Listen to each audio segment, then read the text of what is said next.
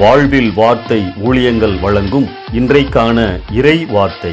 நம் ஆண்டவர் இயேசு கிறிஸ்துவின் இணையற்ற நாமத்தில் இந்த காலை வேளையிலே மகிழ்ச்சியோடு உங்களை வாழ்த்துகிறேன்.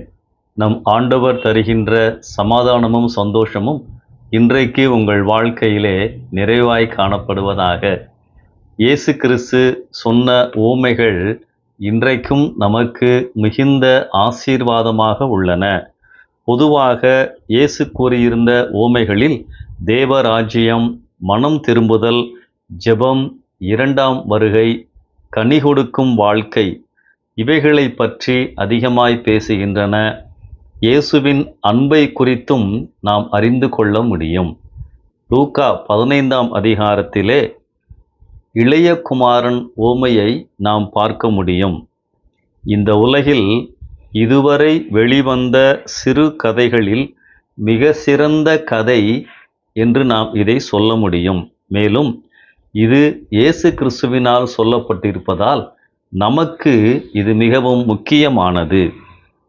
யூத சட்டப்படி சொத்துக்களை பிரிக்கும் பொழுது மூத்தவனுக்கு 2/3 பங்கும் இளைய குமாரனுக்கு 1/3 கிடைக்கும். ஒருவேளை 3 பேர் இருந்தால் 4 பங்காக பிரிப்பார்கள். இந்த ஓமையிலே இளைய குமாரன் வீடு வந்து சேர்ந்ததோடு ஆண்டவர் இந்த ஓமையை நிறுத்தவில்லை. மூத்த குமாரனுடைய காரியங்களையும் அவர் தொடருகின்றார். இன்றைக்கு மூத்த குமாரனை குறித்து நாம் தியானிக்கலாம். மூத்த குமாரன் தன் வேலை முடிந்து வீட்டிற்கு திரும்பும் பொழுது வீட்டில் விருந்து நிகழ்ச்சி நடைபெற்று கொண்டிருக்கின்றது.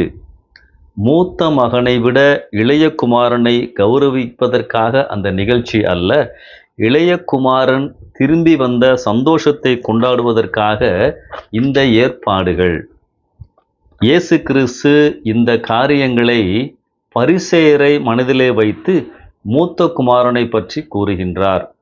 மன்னிப்பை சம்பாதிக்க வேண்டும், பாவங்கள் இலவசமாய் மன்னிக்கப்படக்கூடாது என்று பிற மதங்களும் கூறுகின்றன.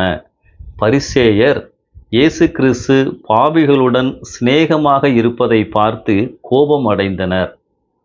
மனம் திரும்பின பாவிகள் பரலோகத்தில் நம்மோடு பங்கு கொள்வார்கள் என்று அறிந்து ஆத்திரமடைந்தார்கள். இந்த உவமையிலே வருகின்ற மூத்த குமாரனிடம் காணப்பட்ட காரியங்கள், இவரிடம் பொறாமை, தற்புகழ்ச்சி, குறை சொல்லும் குணம், சுயநீதி, அப்பாவின் அழைப்பிற்கு கீழ்ப்படியாமை, திருந்தி வந்தவனை தவறான கண்ணோட்டத்துடன் பார்த்தல், இரக்கமின்மை போன்ற தவறான பண்புகள் காணப்பட்டன.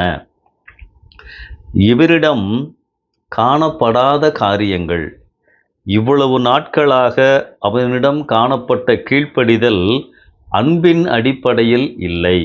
மன இறுக்கத்துடன் தான் வேலை செய்து கொண்டு வந்திருந்தார்.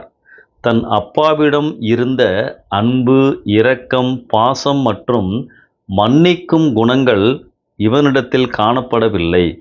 தன் தம்பி என்று கூட சொல்லாமல் உம் குமாரன் என்றுதான் சொல்லுகின்றான். அந்த வேலைக்காரனிடம் இருந்த பரிவு கூட இவரிடம் இல்லை.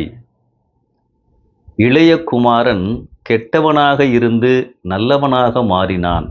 ஆனால் மூத்த குமாரன் நல்லவனைப் போல இருந்த கெட்டவன். அன்பானவர்களே, அப்பாவோடு ஒரே வீட்டில் இருந்தும் கூட, அப்பாவை தினசரி பார்த்து கொண்டிருந்தும் கூட, தன் தகப்பனிடத்திலே காணப்பட்ட நல்ல குணங்கள் இந்த மூத்த குமாரனிடம் இல்லை.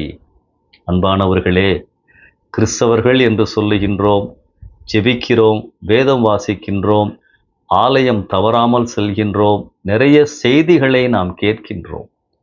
இயேசுவை குறித்து, அவருடைய பண்புகளை குறித்து நாம் நன்றாய் அறிந்திருக்கின்றோம்.